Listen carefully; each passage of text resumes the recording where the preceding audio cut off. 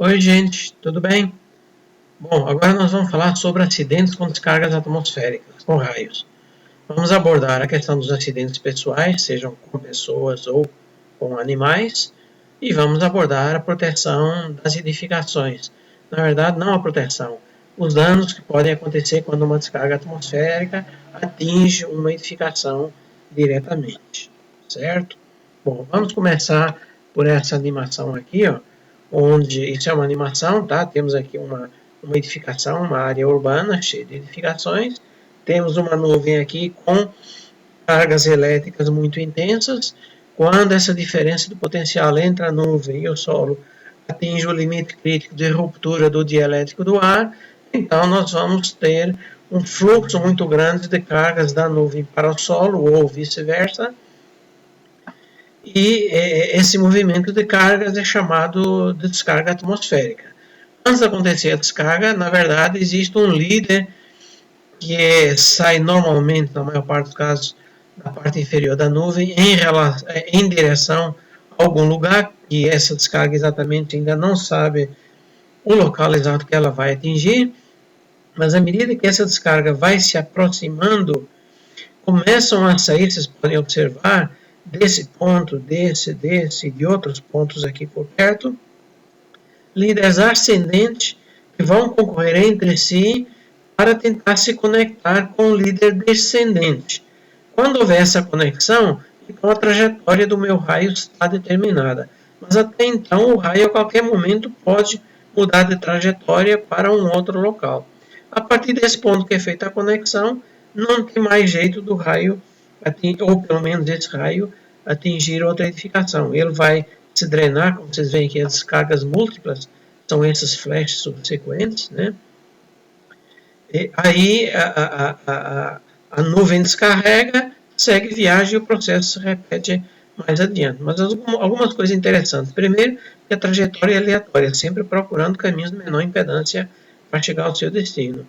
E segundo, que poderia haver outra conexão aqui, como poderia também haver uma segunda conexão aqui. Então, o raio pode atingir um prédio num local só ou em diversos locais, tal como também pode atingir um prédio e um outro prédio próximo através de um desses braços do raio, que tem uma corrente muito menor que o canal líder, que é esse raio aqui, vocês vão ver, onde são drenadas as descargas múltiplas, ele fica mais intenso. Aqui a corrente é elevadíssima, é corrente máxima dessa descarga, ok? E os braços têm uma corrente muito menor, ok? Aqui vocês veem que eles se desfizeram, voltaram para o canal líder, e aí nós temos as descargas consecutivas ou descargas múltiplas, beleza? Bom, essas descargas podem atingir pessoas diretamente, aí a gente chama acidente provocado por descarga direta. Se você estiver numa área aberta, a probabilidade de um raio te atingir num dia tempestade é muito grande. Se você tiver obstáculos mais altos, aí a probabilidade passa a ser desses obstáculos, sejam linhas de energia, sejam árvores, sejam prédios, postes, qualquer coisa que tiver mais alto do que você, tem a probabilidade desse raio atingir essa estrutura e não você. Obviamente o seu risco é menor, mas não está eliminado 100%. Existem as outras consequências, os efeitos indiretos do raio, que podem ter atingido uma outra forma, como nós vamos ver em seguida. Normalmente a descarga direta num ser humano costuma ser fatal, na maioria dos casos. Mas a descarga ela pode ser indireta. Você está perto de um para-raios, ou você está perto de uma árvore, ou qualquer outra estrutura que foi atingida, e essa corrente, ao descer por essa estrutura, se você estiver muito próximo, o raio pode entender que esse caminho aqui é mais fácil do que descer pela madeira ou pelo concreto ou qualquer outro obstáculo que tenha aqui, outra estrutura que exista aqui, ok? E aí, então, uma parcela da corrente pode centelhar para você e descer pelo seu corpo. Isso chama descarga indireta. Essa descarga indireta ela não é tão perigosa quanto a direta, porque a direta, uma parte da energia acaba descendo pela árvore, pela estrutura que foi drenada, e uma parcela menor que atinge a pessoa se estiver muito perto do local onde o raio caiu. Mas é perigoso também, pode ser fatal. O outro tipo de acidente que pode acontecer é chamada tensão de toque. Você está em contato direto com uma estrutura que foi atingida diretamente por um raio. Então, quando você está em contato com essa estrutura, pode ser inclusive uma descida de um SPDA, a corrente vai descer, obviamente, pelo caminho preferencial, mas uma parcela pode vir pelo seu corpo. Você, ao tocar essa estrutura, você criou um segundo caminho para a corrente. Então, se essas duas resistências, que é a resistência do seu corpo, mais a resistência dos seus pés até o ponto onde a corrente é injetada no solo, se for menor do que a resistência dessa estrutura que foi atingida, aí passa mais corrente por aqui. Se você, de repente, está num piso com brita, com bota de borracha, num tapete de borracha, com luva de borracha, aí esse conjunto de resistência aqui passa a ser maior, então passa mais corrente por aqui do que por aqui. Dependendo do caminho que a corrente fizer, se passar pelo coração, é morte certa, é fibrilação, parada cardíaca, ok? Então não é uma boa ideia ficar em áreas abertas ou em contato com estruturas que possam ser atingidas diretamente por uma descarga atmosférica. Nesse caso, é a chamada tensão de passo, quando o raio atinge o solo, seja diretamente o solo, ou caiu numa árvore, ou caiu numa estrutura, ou num SPDA, essa corrente é injetada no solo e viaja em todas as direções, provocando potenciais aqui no solo. Esses potenciais, como vocês veem esse gráfico de distribuição de potenciais no solo, ele é máximo no ponto onde a corrente é injetada e ela é zero lá no infinito, ok? Então ela vai decaindo inversamente proporcional à distância. Quanto mais distância, menor são esses potenciais aqui. Agora, se você está em contato com dois pontos no solo que tenham potenciais diferentes, você vai ficar submetido a uma diferença de potencial. Essa diferença de potencial vai percorrer um pé, passa aqui pela cintura e desce pelo outro. Sempre que existe diferença de potencial, eu tenho corrente circulando. Se não tiver DDP, diferença de potencial, não existe corrente. Então, se esse indivíduo juntar os dois pés ou ficar com um pé só, que nem Saci Pererê, ele não vai ter essa corrente passando, porque ele só vai ficar submetido a um potencial.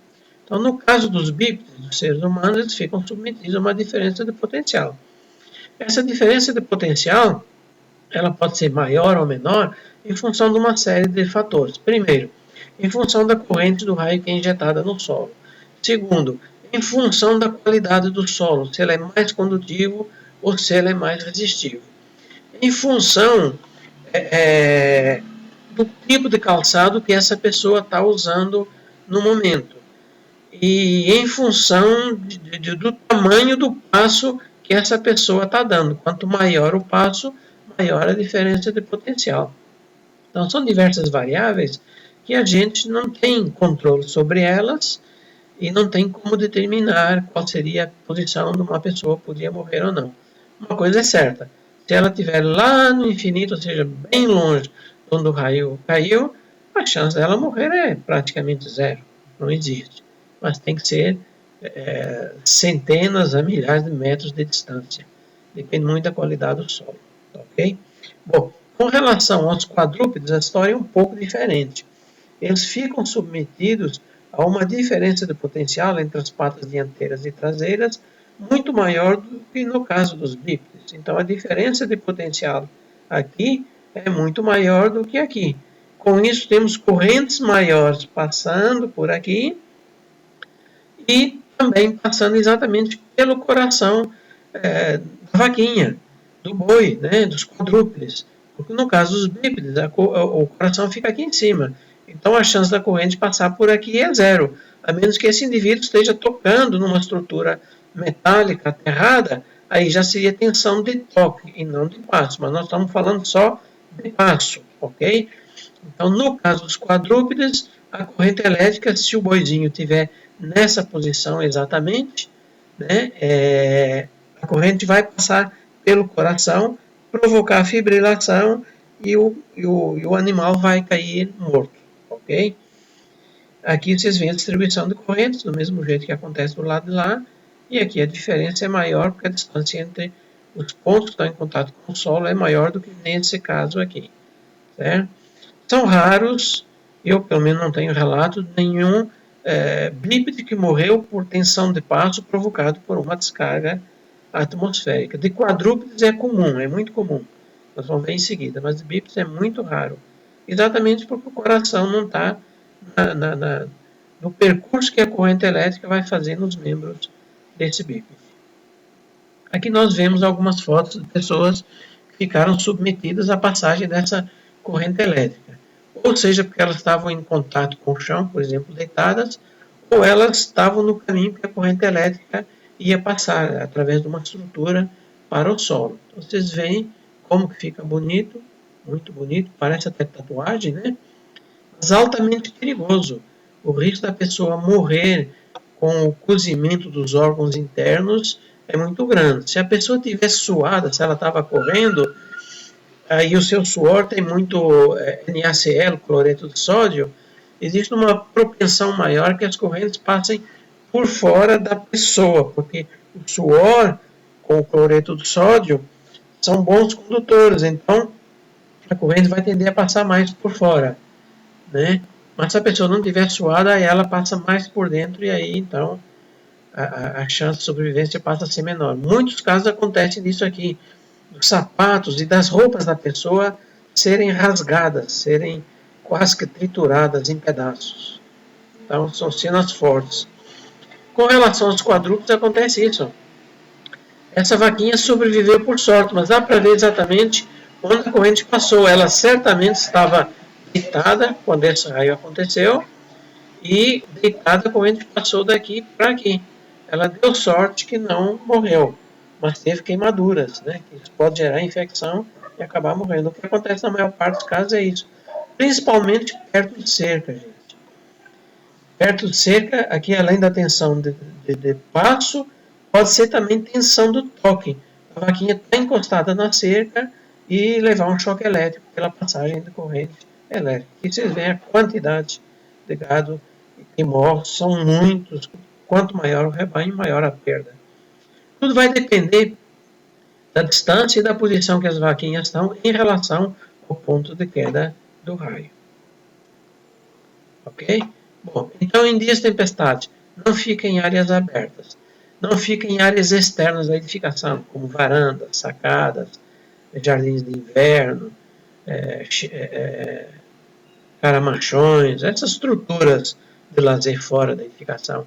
Não permaneça dentro de piscinas. Mesmo se for piscina dentro de casa, coberta, evite de ficar dentro de piscina, porque os raios, mesmo caindo fora da edificação, eles viajam pelo solo.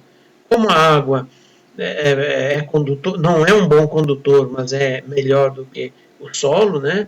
Então você pode ficar submetido a correntes elétricas que podem trazer danos irreversíveis. Em contato com coisas metálicas, evite janelas, quadrias, guarda-corpos, corrimões, portas metálicas, todas essas estruturas que são metálicas, evite contato. E também evite contato com equipamentos eletroeletrônicos, uma vez que eles estão ligados na rede elétrica ou na rede de telecomunicações, que tem um par metálico.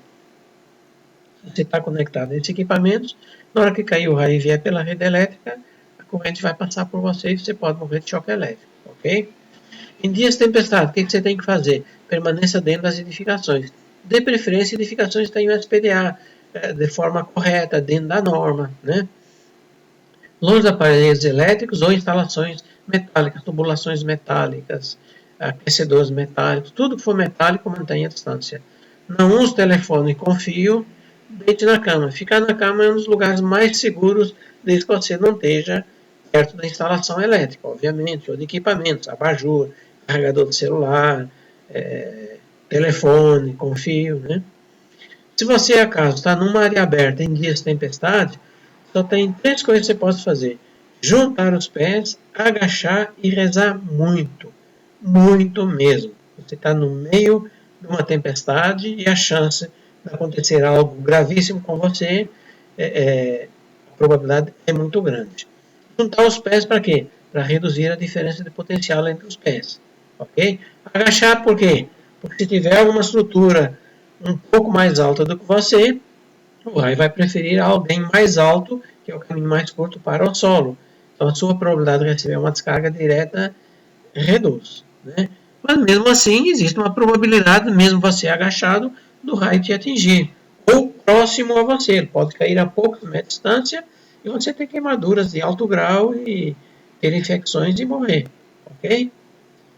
Então, dias de tempestade, não fique em áreas abertas. Essa é a melhor proteção que existe. Não adianta vir com outras soluções mirabolantes, milagrosas. Não existe proteção para pessoas em áreas abertas.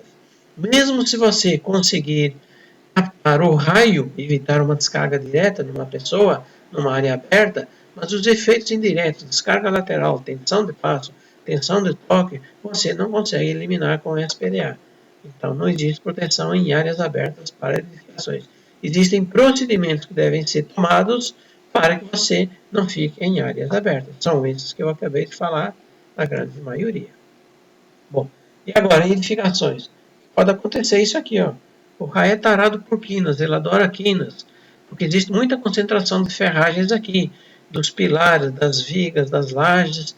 Então, isso intensifica o campo elétrico na proximidade de um líder descendente e faz com que as quinas sejam preferenciais, como vocês veem aqui, e aqui, para sair fora da estatística, o raio atingiu a lateral dessa casinha, uma casinha baixa, e ainda deu um tapa aqui nas telhas.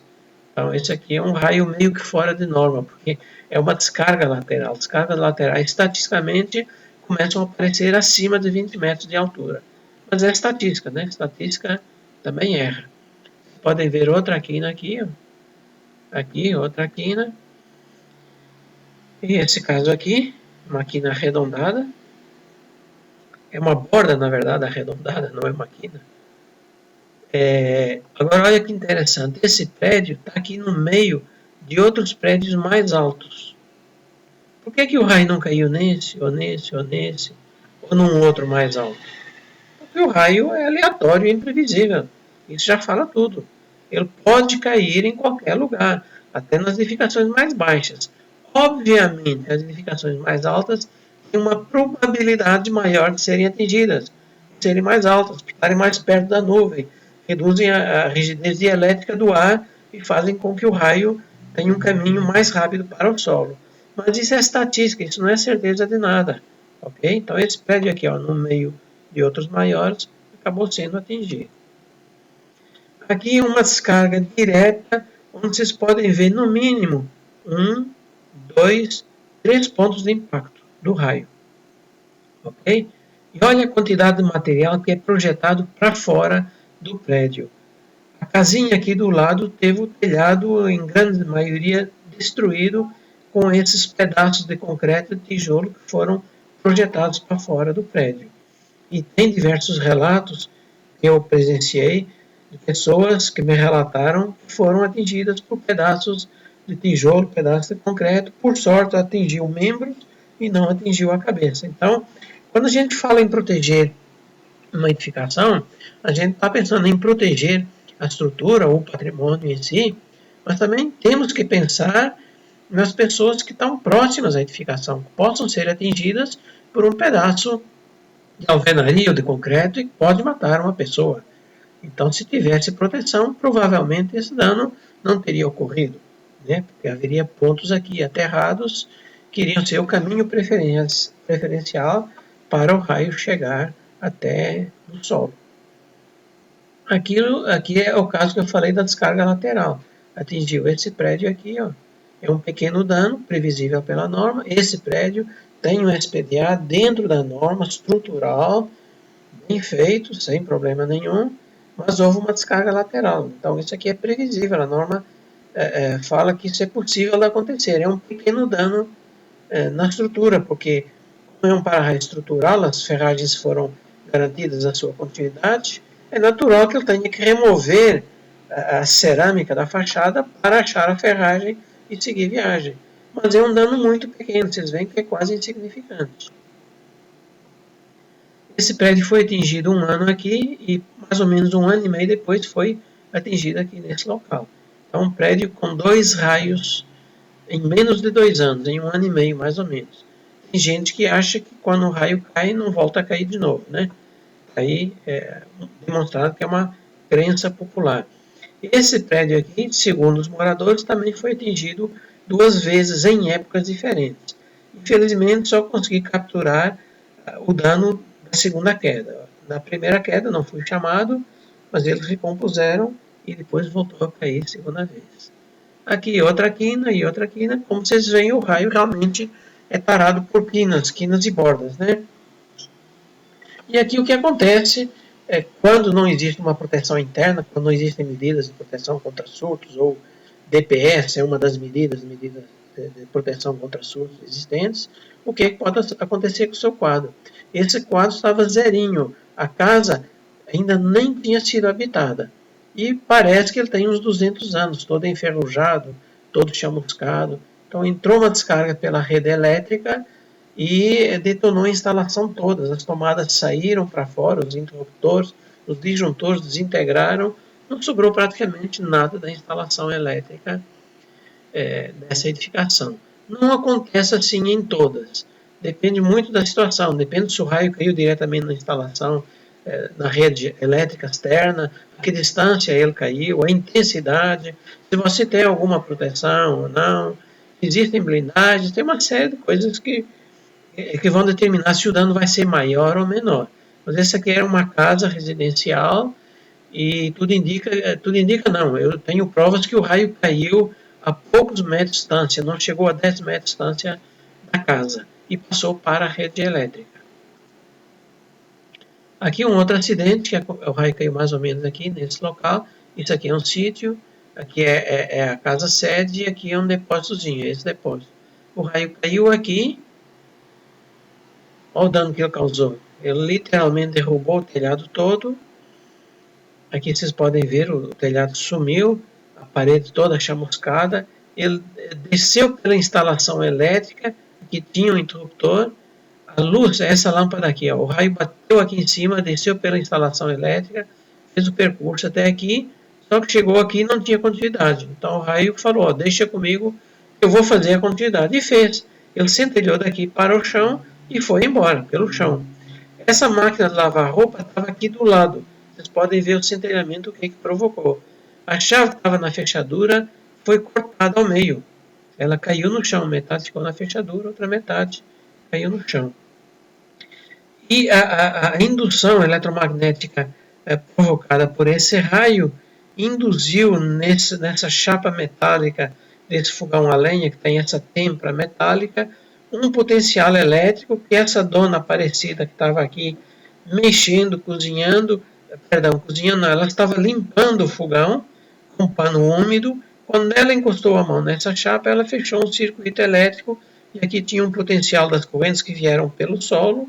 Aqui apareceu outro potencial, que a chapa se elevou com a indução eletromagnética das ondas propagadas pelo raio. Essa diferença potencial fez passar uma corrente pela dona Aparecida e ela teve uma convulsão, a língua dela enrolou. Quem salvou ela foi o marido, porque a reação muscular dela foi se jogar para trás, realmente se jogou, bateu com a cabeça no armário e começou a ter espasmos. O marido dela, que estava por perto, acabou salvando a vida dela.